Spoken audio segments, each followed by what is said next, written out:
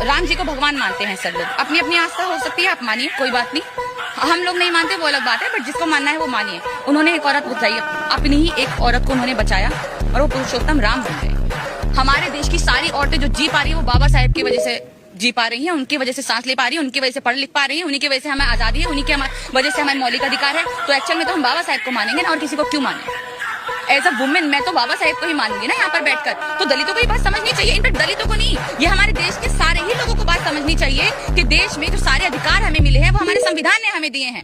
आप अगर एक औरत के बचाने के लिए राम को भगवान मान सकते हैं, आप उनके सामने दिन रात मत्था टेक सकते हैं, आप टेकिए, कोई बात नहीं, वो आपकी पर्सनल चॉइस है। बट जिसने सब कुछ किया उसको आप गाली बकेंगे, जिसकी वजह से देश की औरतें, मतलब एक जो हमने सिर्फ पढ़ा है, सुना है, उन चीजों को मानकर तो हम इतना ही ज्यादा आगे बढ़े हुए हैं। जो हमारी आंखों के सामने हुआ है, हमने देखा है, हमारे को संविधान से क्या क्या मिला, उनको हम बैठकर गाली बक रहे हैं, उनकी हम मूर्तियां तोड़ रहे हैं, उनकी मूर्तियों पे हम काली पोत रहे हैं। तो सबसे बड़ा बेवकूफ तो हम ही हुए ना, सबसे बड़े बेवकूफ तो